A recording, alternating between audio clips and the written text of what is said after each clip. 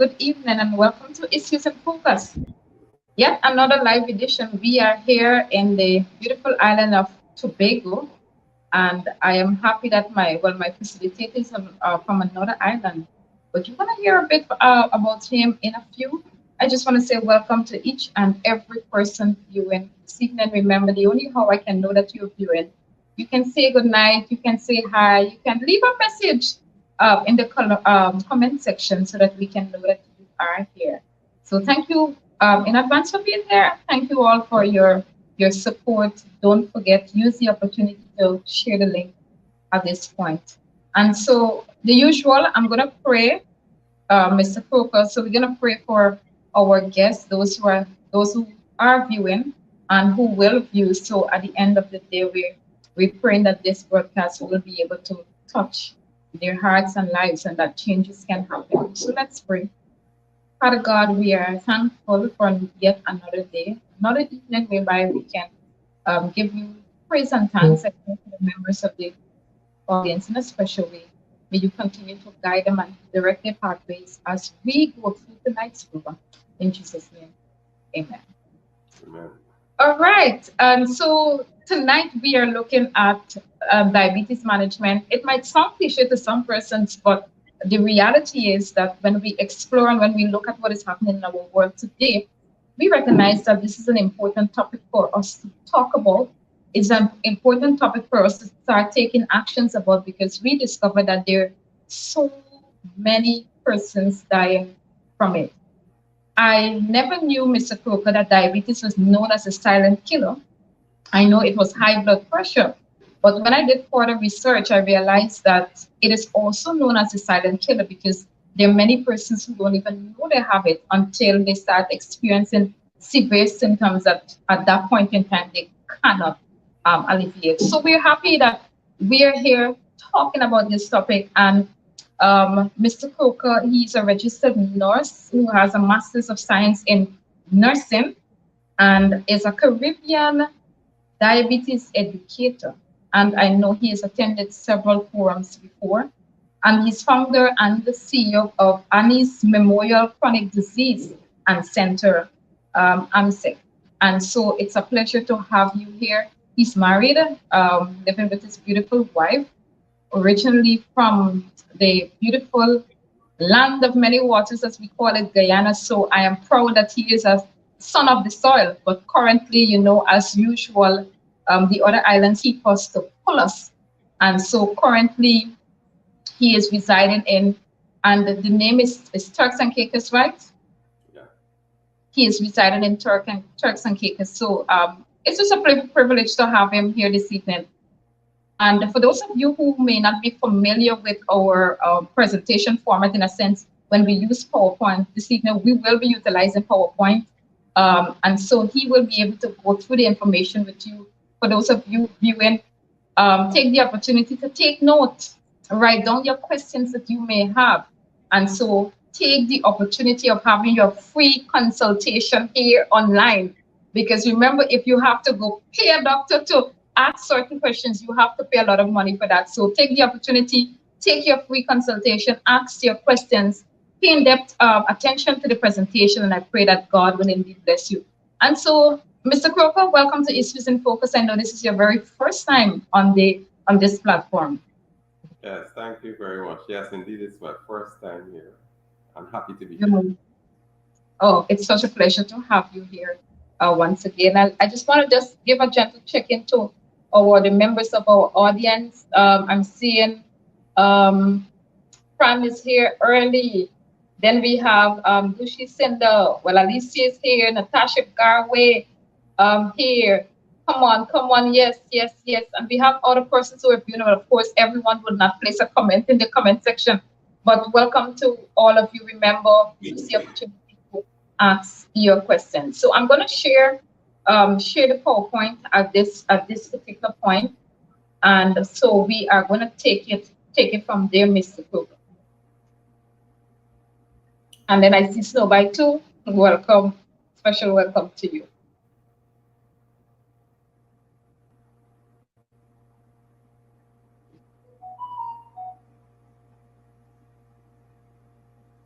All right, so I will be controlling the PowerPoint at the same time. So permit me, viewers, my camera will be off for just a moment. And so as I manage to facilitating two devices at once. And so nevertheless, over to you, Doc. I usually call you Doc. Over to you. The time is yours as you really and truly bring this enlightening topic to us this evening. Okay. Hello, everyone. Uh, Thank you, Shibiki, for the opportunity here this evening to be sharing with folks this on this very important topic of diabetes management.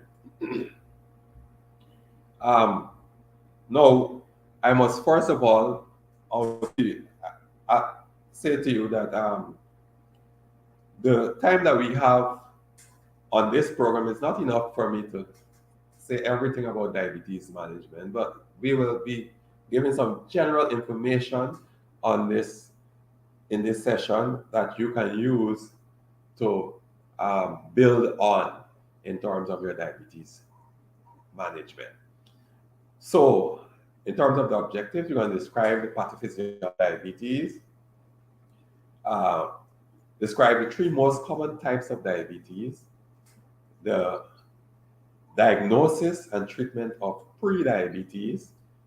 We're going to identify risk factors for diabetes, criteria for diagnosing diabetes, and some treatment modalities for diabetes. All right, so that's what we're going to be covering, and then we take the questions. So, diabetes is a global emergency. All right, if you look at the slide there, it gives an idea of the spread of diabetes around the world. All right, and we see the majority of cases, um, well, are in like North America, um, Europe, and those places where most of where there's lots of cases of diabetes. Um, and by the way, this information is from 2015. All right, so it is more than what it is now. All right, in 2015 there were 415 million people all over the world with diabetes. All right.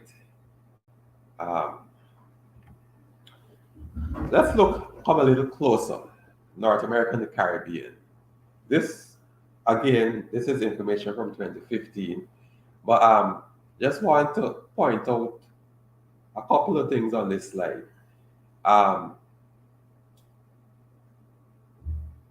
the regional prevalence means that this has to do with the percentage of people in North America and the Caribbean with diabetes. All right, and in 2015, that percentage was between 12 and 14%, which was equivalent to almost 50 million people.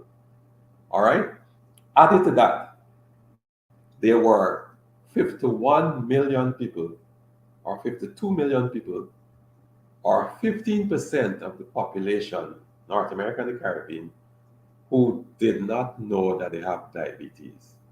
Right? They have what is called glucose intolerance. We'll talk about that as we go down.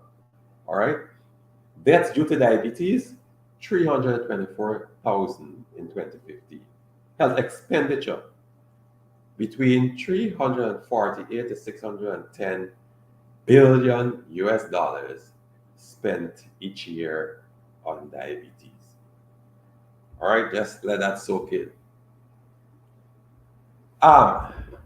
If we're going to get a definition for diabetes, the CDC in 2007 defined diabetes as a group of diseases marked by high levels of blood glucose, resulting from defects in insulin production, insulin action, or both.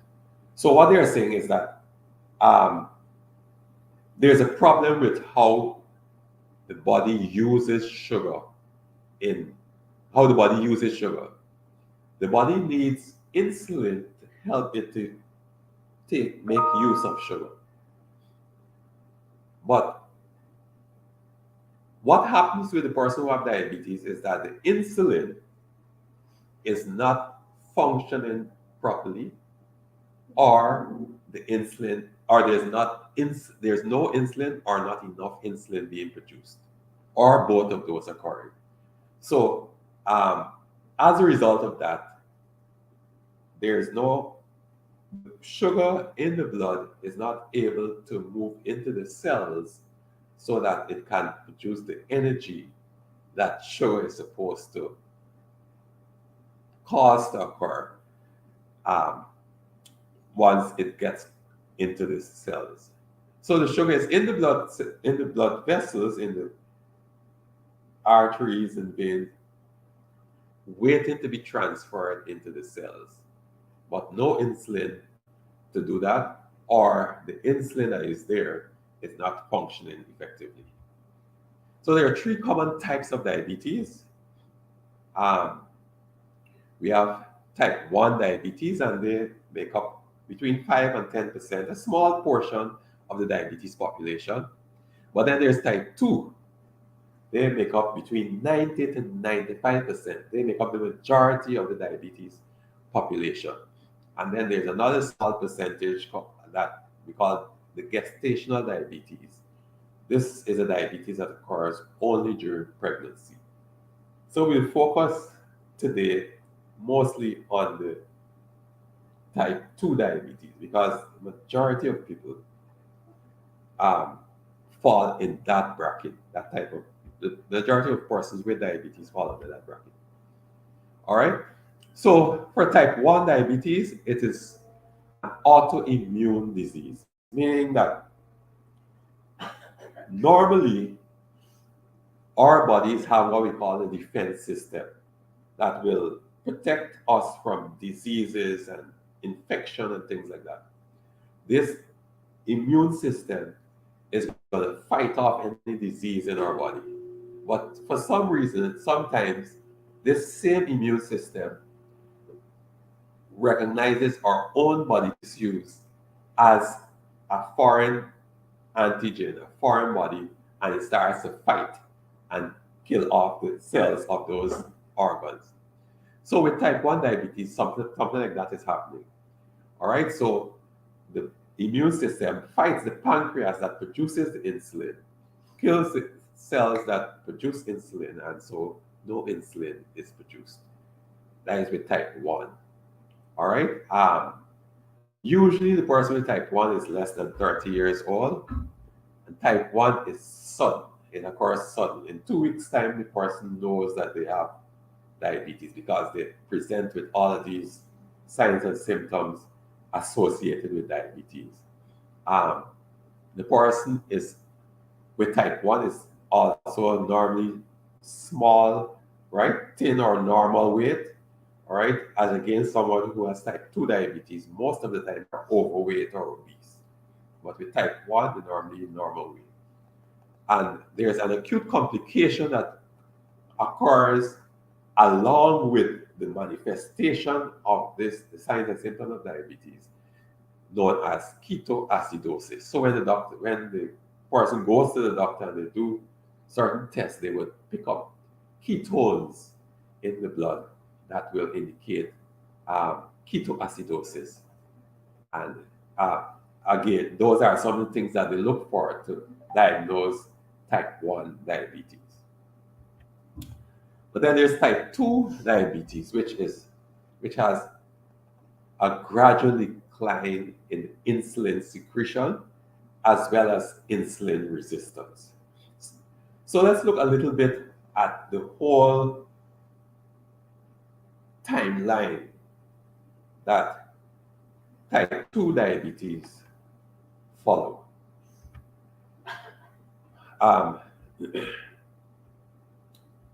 If we look at this slide here. We realize that this slide looks at the natural history of type 2 diabetes, and it's divided into three sections. We have the impaired glucose tolerance section, we have the undiagnosed diabetes section, and then there's the known diabetes. Now, there's also four lines, blue, purple, what is that, a green, and an orange. Well, it's green for me. All right, so those lines represent different things that are happening in a person's body. So the first line, the one at the bottom, is fasting glucose. All right, that is your blood sugar before breakfast in the morning. The one just above it, the pink line, that is postprandial glucose. That is your blood sugar 2 hours after a meal.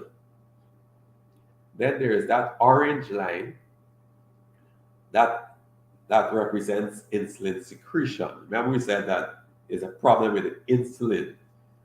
And then there's that blue line that represents insulin resistance. Now, the period of impaired glucose tolerance starts years before you actually become diagnosed with diabetes. Now, just to give you an idea as to the number of years before being diagnosed with diabetes, you actually have impaired glucose tolerance. When a person is diagnosed with diabetes, they would have already had it between 5 and 10 years already. Between 5 and 10 years before they actually know that they have diabetes.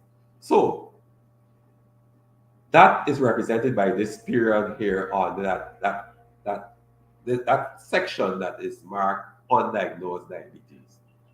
So if we consider that section as 10 years, and you compare it with the section that has impaired glucose tolerance, can you imagine the number of years we're talking about there for impaired glucose tolerance? All right. The impaired glucose tolerance is more than 3 times the size of the undiagnosed diabetes section. All right. And so we say that persons with impaired glucose tolerance, people that have impaired glucose tolerance for a very long time. Another thing for you to note is that for the period of impaired glucose tolerance, you notice that the fasting blood sugar and the blood sugar after meal for most of that period is normal. So you might be going checking your blood sugar, and you go to the doctor, you check up everything, and everything is okay. You think that everything is fine with you. All right? But really and truly, you are in impaired glucose tolerance. Another thing, so there's that impaired glucose tolerance period. Then there's that 5 to 10 year period when there's undiagnosed diabetes. And then there's diabetes.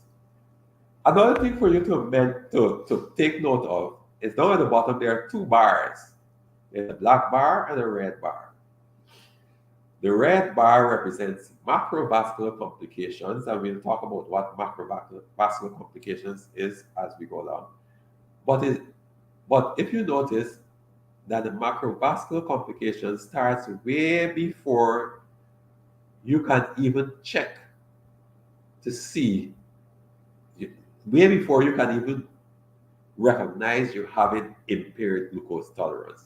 Because if you notice here, is way down to almost just before the period of undiagnosed diabetes that you start to see some rise in the blood sugar after meal. All right? But the blood sugar before breakfast is still telling you everything is normal.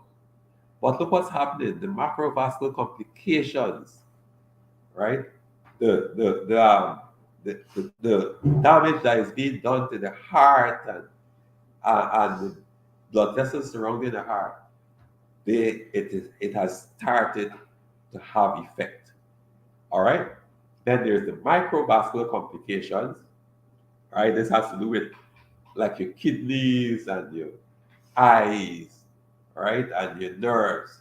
They start having complications just before the first, just before the undiagnosed diabetes. So the point that I'm making is that long before you actually diagnose with diabetes, there is damage being done to your organs. And I want to stress that because I want to stress the importance of not waiting until you have diabetes to decide that, well, I need to eat right, I need to exercise, and as the case may be. All right? Moving on. Risk factor for type 2 diabetes. All right, so if you have a close family, um, close member of your family who have diabetes, mother, father, brother, or sister, you are at risk. If you fall in any one of these ethnic groups, African, Asian, Middle Eastern, Hispanic, you are at risk. You're over 40, you're at risk. A woman that has a child 9 pounds or more, or a woman who has had gestational diabetes is at risk. People who are inactive, exercising less than 3 times a week, they are at risk, as well as persons who are obese or overweight, at risk. Some other risk factors include women with polycystic ovaries, um, acanthosis nigricans is another one. I know quite a few of you might not have come across this term before, acanthosis nigricans, but you would have seen acanthosis nigricans already. I will show you a picture of what that looks like. Then there's metabolic syndrome that puts you at risk. Metabolic syndrome is made up of a number of things occurring in your body at the same time. So any 3 of these would make up metabolic syndrome. You go to the doctor and he does your triglycerides, which is a type of fat in your body, and the triglycerides come back higher than 150. That is one of those conditions. You hear about the good and the bad cholesterol. The good cholesterol, or the HDL, if it is less than 50 in women or less than 40 in men, that's another condition. You have high blood pressure and you have a large waist circumference, 35 inches and more in women and 40 inches and more in men. That any 3 of those would make up metabolic syndrome, which puts us at risk for diabetes. So this is what acanthosis nigricans look like, right? The most prominent place you will see it is at the back of the neck, all right, because that is the place where it's most likely exposed, where people can see it readily, all right? And so you may see somebody with this on the neck, and you may think that, well, they didn't scrub the neck hard enough this morning when they were bathing, all right? But they can scrub that from now till next year and it will not move, because it is a condition known as acanthosis nigricans, which is a sign that the body is struggling to deal with insulin, right? It's an indication of insulin resistance. So we talked about the impaired glucose tolerance or pre-diabetes, right? And these are the numbers that indicate that you're having impaired glucose tolerance. If you do a blood sugar if checking your blood sugar before breakfast and it falls between 100 and 125, that is the realm for impaired glucose tolerance. If you do your blood sugar 2 hours after a meal and it falls between 140 and 199, that is also in the realm of impaired glucose tolerance. All right? And when you have impaired glucose tolerance or prediabetes, your risk of developing type 2 diabetes is increased manifold. All right? It's important to note also that at this time, there you don't feel any way sick, you don't feel any way wrong or anything. So you have the impression as if everything is quite okay, but it's not okay because of this what's going on. All right. So to treat pre-diabetes, the goal is to lose between 5 to 10% of the present weight that you have, right? And you do so by walking 150 minutes to 300 minutes per week, um, doing week, mild to moderate intensity exercise, and consultation. Um, and you can do that in consultation with a diabetes educator so that you have somebody there that can guide you along the way in that. Um, for diabetes, on the other hand, your criteria for diagnosis is the same.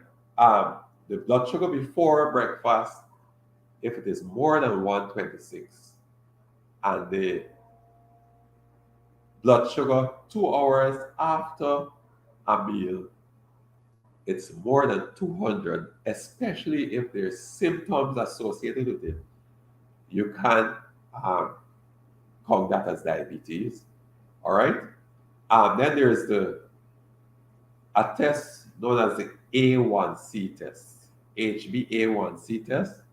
If that test is more than 6.5% or more, those those are the diagnostic criteria for diabetes. If it there's that is it, diabetes. Some symptoms of high blood sugar would be polyuria. The person would complain of passing a lot of urine every time they got to be running to the toilet to pass urine. Polydipsia, very thirsty. They're always thirsty, always drinking a lot of water. Polyphagia, they're always hungry. And guess what? Not only always hungry, but they have this craving for something sweet, right? They can't have a meal without something sweet. Um, Other symptoms would be blurred vision, weight loss, or what is known as glycosuria. All right. Well, glycosuria is urine, sugar in the urine. When they test the sugar, there's sugar in the urine when they test the urine, and the person would have weight loss that they didn't do anything, but they just lose weight just like that. All right, those are symptoms of high blood sugar. Let's look now a little bit at the complications. We talked about the macrovascular and the microvascular complications that occurred in that slide that we spent some time on earlier. All right, so the macrovascular complications that will occur, and we said that those occur from the period of impaired glucose tolerance. So you're not feeling any way sick, you're not feeling any way um, drowsy or blurry vision, nothing at all. All right, you are up and around, healthy as ever. But there's damage being done to the coronary heart disease damage. Coronary, the coronary artery is the artery that supplies your heart muscle of itself with blood. And so that artery starts to get damaged. Then there is cerebrovascular disease. Um, a lot of times people may end up with like a heart attack or a stroke, and only on being diagnosed with that heart attack or stroke, that is the time that they are told that they have diabetes. All right, that happens lots of times. All right, so it is. I hope you can see the connection there, though. All right, there is coronary heart disease complication occurring, cerebrovascular disease, stroke. All right, that's what cerebrovascular disease is, a stroke. And then there's peripheral vascular disease. This has to do with the blood circulation in the body, right? And you find a lot of people with diabetes end up with amputation of the feet and things like that because of the this same peripheral vascular disease, blood not being able to circulate to the, especially the feet of the body.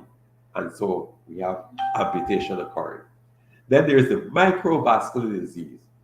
All right, the microvascular disease include retinopathy. So the person, this is damage to the eye, the nerves in the eye.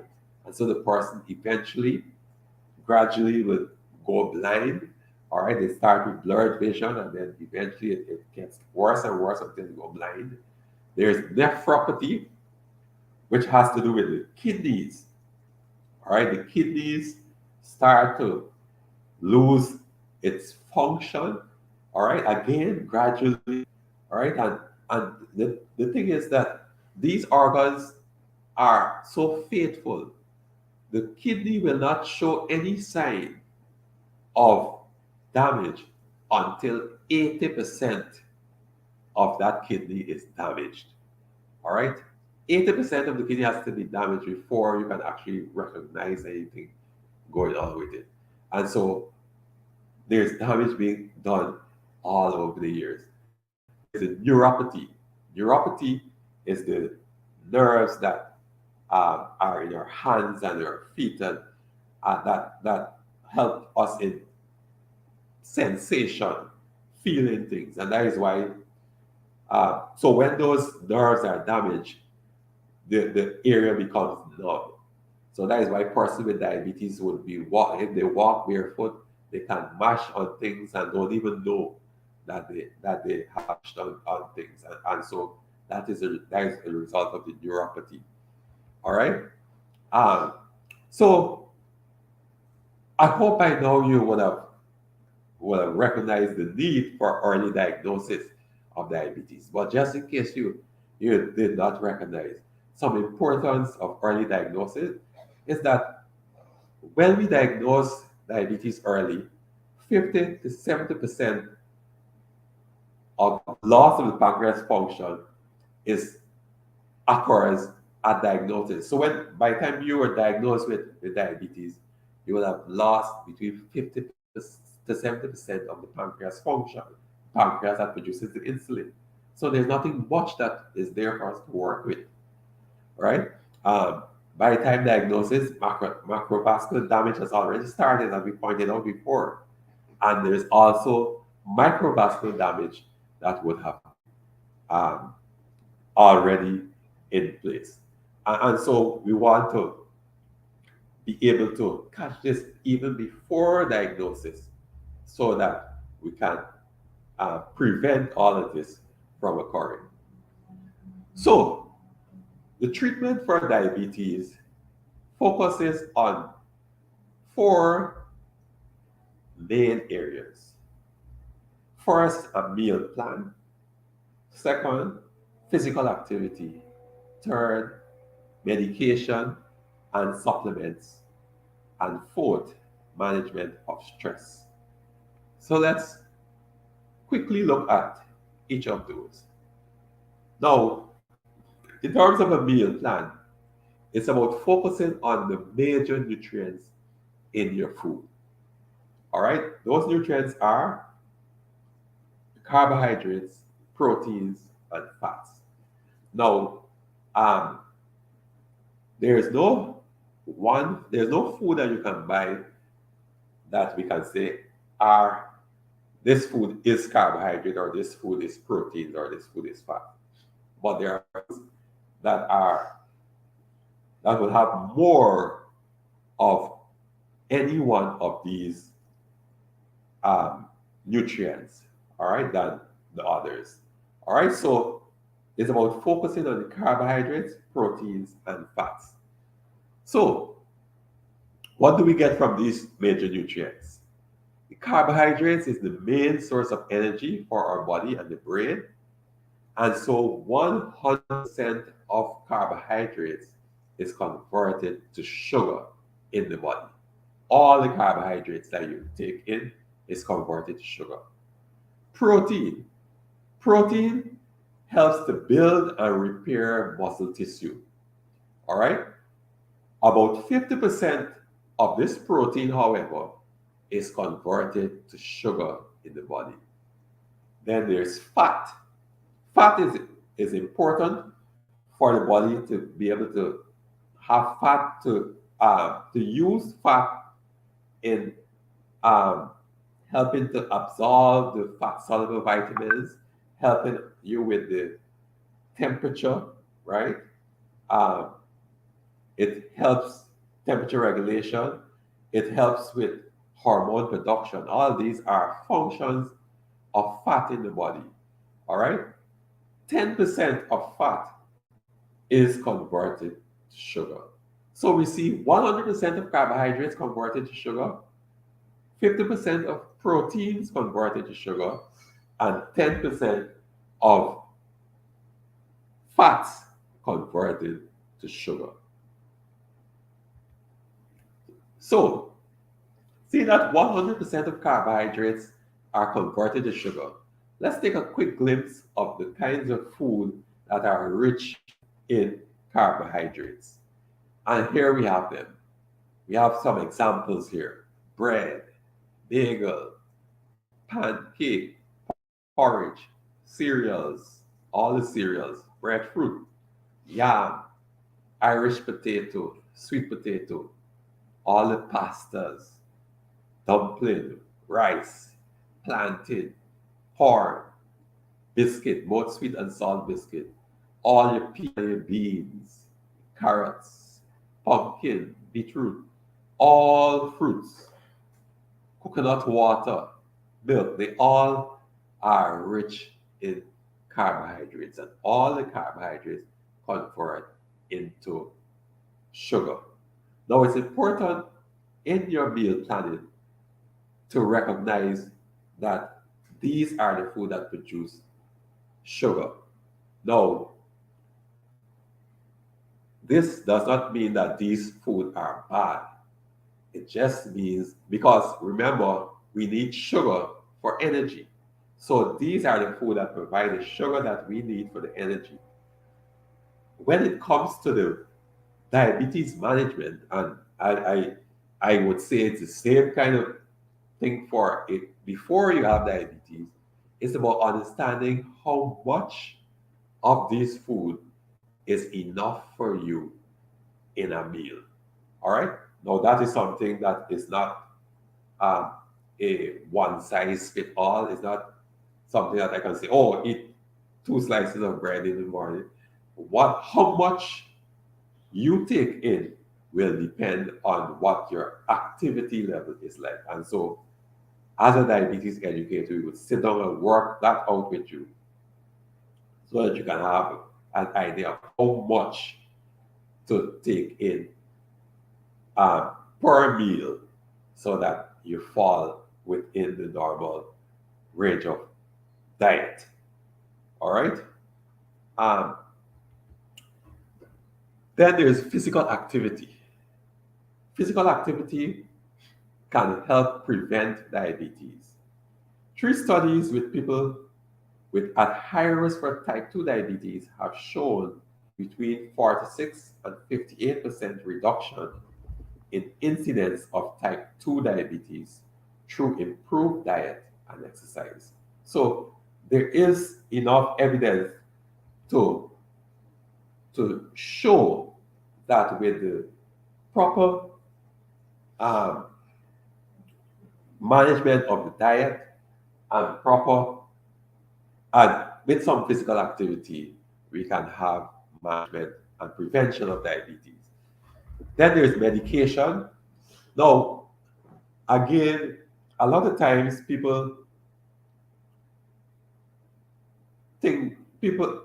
most of the time, people are taking medication for diabetes but don't understand how it is working.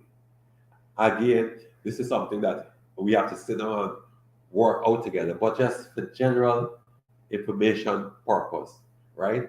The medication and how it's acting must coincide with your meals and the activities that you're taking part in. All right? Because this medication is to work on the sugar that is produced by your meal. and so it must be taken to coincide with that meal. So when you take the medication just before you go to bed, you're not eating anything during the night. So what will that medication be working on? All right. So it's about understanding those things so that you can benefit from the medication that you're taking. It must be taken at the right time in order to be effective. Um, and it's about not only depending on the medication to fix you, it's about the lifestyle along with the medication to help you with that management. Now, some important things to note is that diabetes management starts with a choice. You need to make a decision that you want to make a turnaround. You want, if you don't have diabetes, you have to make the decision that I will not get diabetes. All right. Um, if you have diabetes, you have to make that decision that I will beat this. All right. Starts with your choice. Then there's no one size fits all. I mentioned that before. Um, there's not because there was a plan for your brother or your neighbor, that plan can work for you. Everyone has to have their own plan. We sit down with a diabetes educator who can work out that plan for you. Other things, it takes time. Now, all your life, most of the times, people develop diabetes over 40. It means that for 40 years they were living one way, and um, and a lot of times they expect that in 2 weeks they get this fixed. No, it will not happen. It's going to take some time. So be patient with you and work gradually, work consciously towards having this fixed. It also takes mentorship and support. Now, you would have all the skills that you need to manage your diabetes, and that is what diabetes educators are for, to help you to give you the guidance that you need. And by the way, don't depend on the health system. You will not get the kind of mentorship you need from the health system. All they're going to give you is medication and just send you on your way. All right, tell you to eat rice and stop eat sugar and exercise. What does that mean? When you stand in front of your pot, you know, you have nothing to really guide you. All right, so you need some mentorship. You also need support. You want to enlist the people around you, your friends and your family, to support you in this journey of diabetes management. Get them on board with you. Then it's a package, it's not isolated. A lot of people would call me or text me and say, I need a diet plan. I heard a doctor say that I have diabetes, so I need a diet plan. No, it's not only about the diet plan. It's all of the things that we mentioned in a package. So it's about focusing on getting to the point where we have all of those areas well intact in order to get the management right. All right. And there are some supplements that can be recommended for the management as well. So in summary, diabetes is an epidemic, and treating it early can prevent complications and delay the need for medication. You want to screen people at risk. People with risk factors need to screen themselves regularly, once a year, uh, and discuss all three, well, I have 3 years, but 4 treatment at each medical visit or with a diabetes educator, so that you can have a plan as to how to manage your diabetes. And if you don't have diabetes, you can have a plan as to how to prevent the onset of diabetes. So these are my contact information. I will now open the floor for questions. All right. Thank you so much, Mr. Coco, Norris Coco. Welcome Yeah, yeah, for no, your enlightening presentation. I want to say to the members of the audience, if you have questions, feel free. For some of you, it might be information that you were reminded of. But I have two questions for you. In the meantime, we're waiting at the audience. I don't know if they have questions. So those of you who just joined us, we just want to say good evening and welcome um, to the program. I recognize that your presentation, in terms of zeroing in on young people who would have been affected or who are affected by diabetes, because I know oftentimes whenever this topic is raised, you will hear young people saying, "Oh, that's for old people. Oh, I don't have to study about that." Do you have any stats as it relates to how diabetes affect our young people? um, well, I don't have stats, but I know that um, of late, well, in recent years, um, while I would have indicated that type 2 diabetes is more associated with persons over 40 years, they're quite the number of persons below 40 that are coming down with diabetes is increasing. All right. We have course we have children as young as 12-year old being diagnosed with type 2 diabetes. And so again, a lot of things could be contributing to that, right? We talked about the mother that would have delivered this 9 pound and above baby. That could both the mother and the child is at risk for diabetes. Um, the diet that people are consuming now, right, compared to um, earlier years, those are things that will be contributing. And so, while I don't have the statistics to show, I know that there is an increase in the number of younger people developing with diabetes. All right, thank you for sharing. So, to all of my young friends listening, maybe my age and a little younger, I just want us to take note. Let us get back to exercising. I have started for the beginning of the year, the usual. I know this Pastor Ronaldo Hines here, and I stopped. And I mean, just listening to the presentation tonight, I'm like, Shibiki, you just need to go get going. I guess maybe after the program, I'll just put in a couple minutes, even if it's 15 minutes workout, just to start the ball rolling. Right. I'm seeing a question from Pastor Frederick, so just want to put it on the screen. Um, he wants to know if diabetes can be reversed, and if so, how important is exercise in doing that? Well, that's an exercise genius, eh? So I know this question means a lot to Pastor, even to our listeners.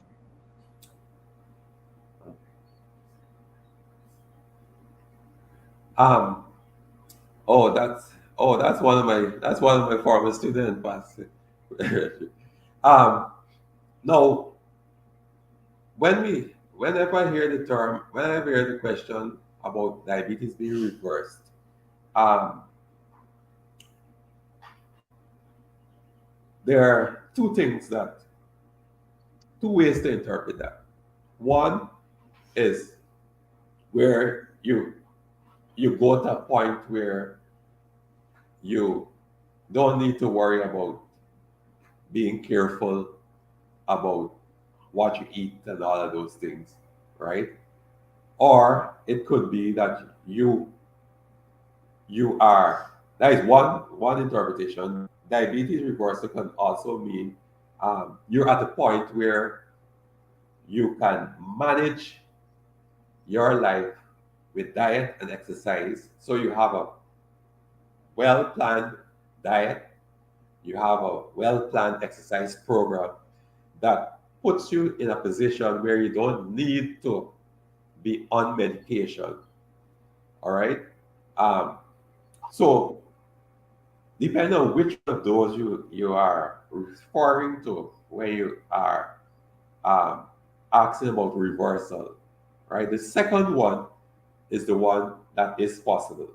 So you can come to a point where your management is so efficient that you don't really need to be on medication. You managing your life with diet, exercise, right? And you know, you're you're going along quite okay, all right, Yeah. without medication. So that can happen. But the other one, where there's reversal to the point where you can go back and eat anything that you like, that is not possible.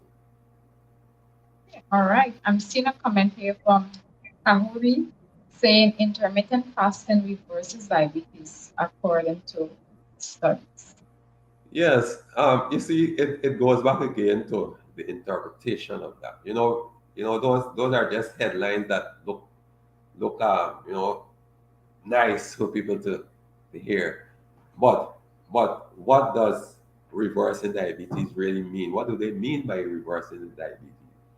All right, and what does it take? What does intermittent fasting entail? All right. Thank you very much.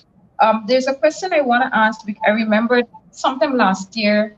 As a matter of fact, maybe 3 times we kind of touched on it on the program where we were dealing with sexual impotency, erectile dysfunction in men.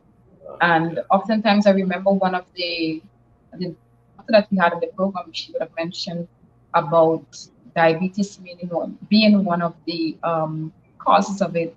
And then I remembered we had someone who actually experienced our husband suffering from this issue, and he was diabetic too. And so the question I want to ask um, is it men go through that when they have type 2 diabetes or type 1?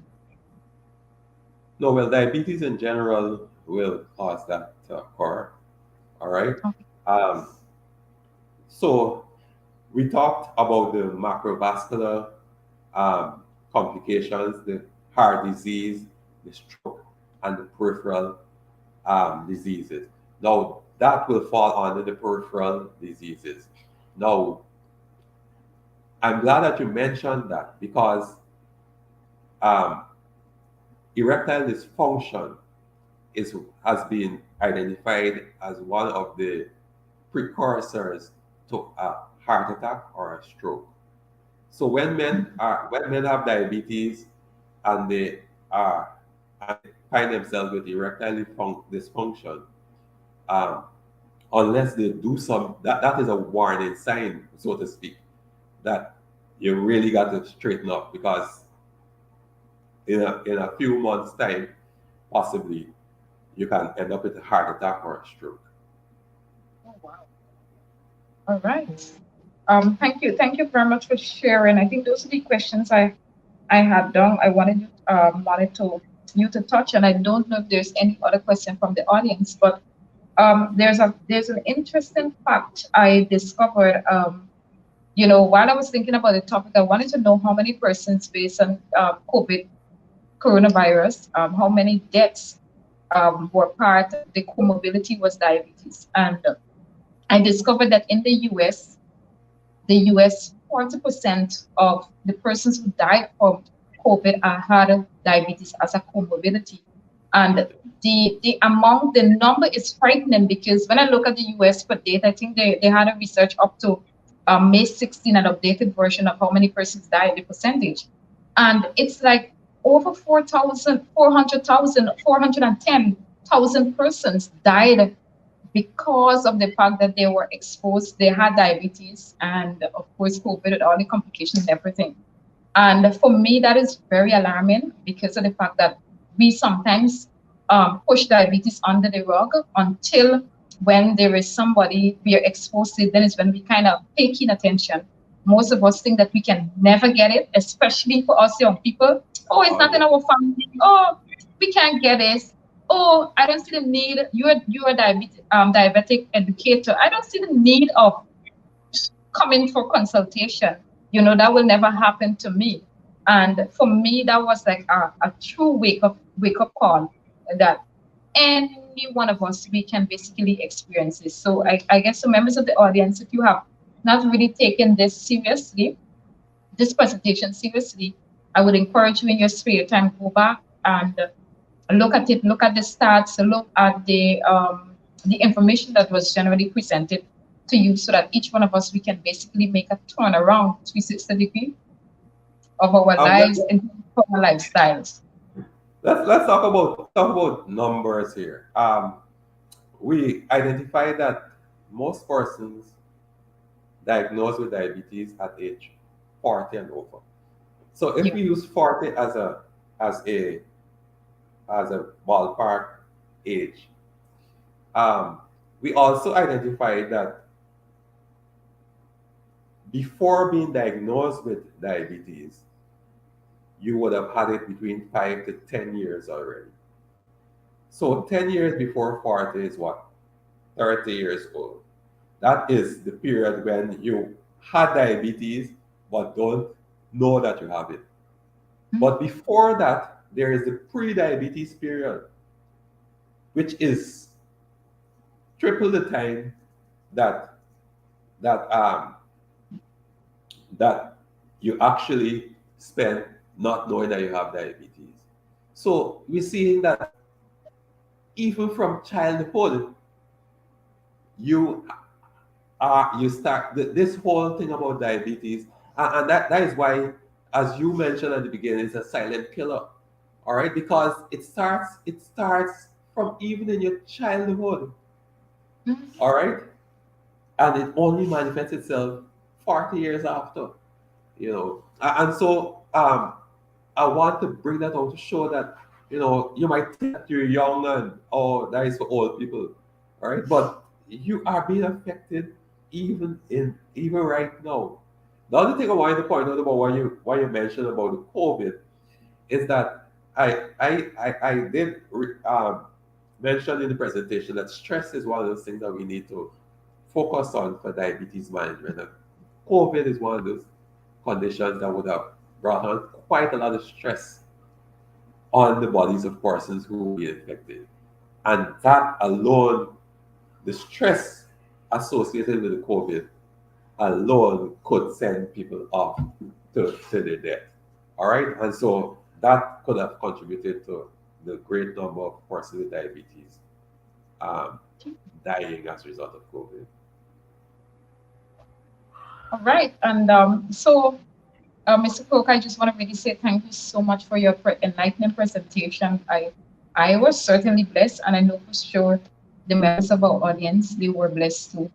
And remember, Mr. Croker is a diabetes. As a matter of fact, for those of you who came in late, he's actually a founder and the founder and CEO of Anis Memorial Chronic Disease and Center, right? And feel free at any point in time, if you want to get to him, you want a little consultation, you can check with me. I'll be able to connect with him. You can, and then I guess he'll be able to explain the procedure. So even though he is not, he may not be in your country, at least when it comes to getting information and getting to know certain things about your personal health, he will be able to help you with. So, Doc, any closing remarks before we officially bring this program to a close?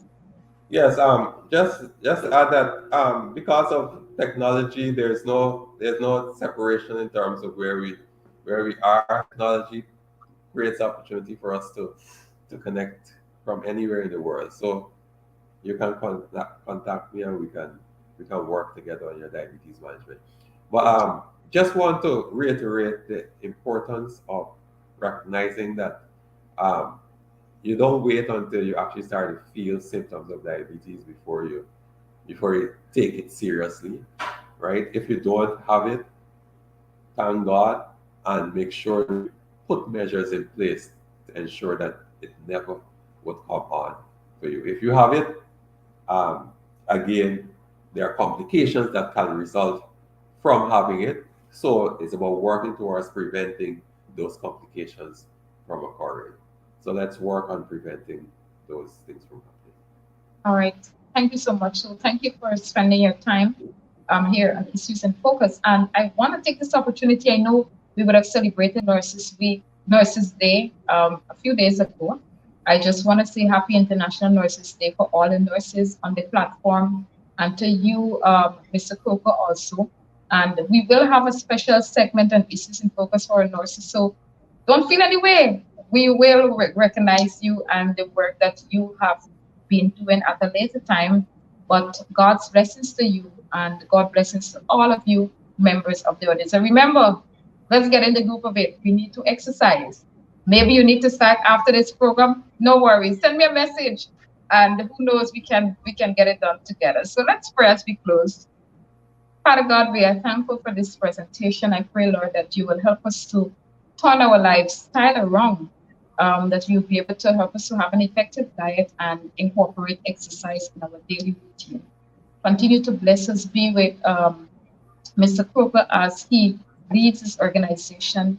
May you help that the lives that he will be able to change, that persons will be able to have the opportunity of reversing diabetes through changes. So continue to bless us and keep us, we pray, in Jesus' name. Amen. Amen. So I'm going to play our outro at this point in time, and I'm going to say goodbye to each and every person.